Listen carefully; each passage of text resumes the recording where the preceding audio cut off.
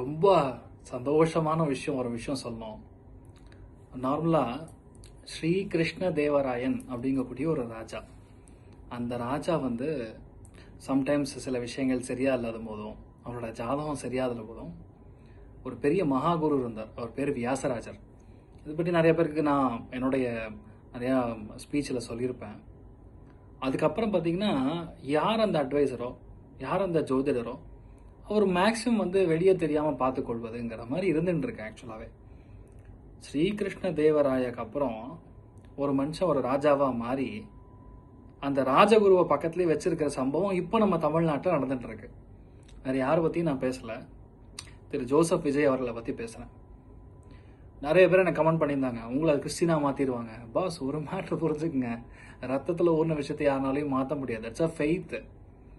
நீங்கள் எல்லாம் நினைக்கிற மாதிரி அந்த மாதிரி ஒரு சம்பவம் நடந்தால் அதில் முதல் விஷயமா பேசக்கூடிய நபர் நானாக தான் இருப்பேன். கண்டிப்பாக நான் சொல்கிறேன். எதுக்காக இந்த நல்ல எக்ஸாம்பிள் சொல்கிறேன்னா, இந்த மாண்புங்கிறத அவர் பாருங்க கரெக்டாக எல்லா இடத்துலையும் போய் எல்லாம் கங்க்ராச்சுலேட் பண்ணி இந்த மாதிரி விஷயங்கள்லாம் பண்ணுறாரு.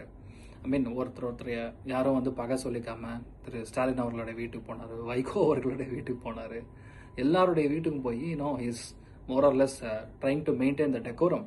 இது ஒரு பெரிய மாண்பு. ரெண்டாவது முக்கியமான விஷயம், அவருடைய ஜோதிடராக இருக்கக்கூடிய திரு வெற்றிவேல் அவர்களுக்கு கவர்மெண்ட் அட்வைஸராக போஸ்டிங் கொடுத்து உட்கார வச்சிருக்காரு பாருங்க. அதுதான் ராஜகுரு. இது ஒரிஜினலாக யாரெல்லாம் கிங்காக இருந்தாங்களோ, ஒரிஜினலாக பழைய காலத்தில் ராஜவம்சத்தில் பிறந்தவங்க, ராஜாக்களாக இருந்தவங்க எப்பவுமே ஜோதிடர்களை பக்கத்தில் வச்சிருப்பாங்க, தேர் அட்வைசர்ஸ். அந்த மாதிரி விஷயம் இப்போ மறுபடியும் நம்ம தமிழ்நாட்டில் நடக்கிறதுங்கிறது பெரிய சமாச்சாரம். வேற எந்த ஸ்டேட்லையும் இந்த மாதிரி நடந்ததே கிடையாது. அந்த ஒரு விஷயத்துக்காக ஐ எம் வெரி ஹாப்பி. அதே மாதிரி ஒரு 700 சொச்சம் அந்த டாஸ்மார்க்கை மூடினதுங்கிறது எனக்கு பெரிய சந்தோஷம். இன்ஃபேக்ட் இந்த மாதிரி ஒரு 6 மாதம் மட்டும் பண்ணாமல் அடுத்த 5 வருஷமும் இந்த மாதிரி நிறைய நல்லாட்சி கொடுக்கணும் அப்படின்னு சொல்லி நாங்கள் எல்லாருமே உங்களை வேண்டிக்கிறோம்.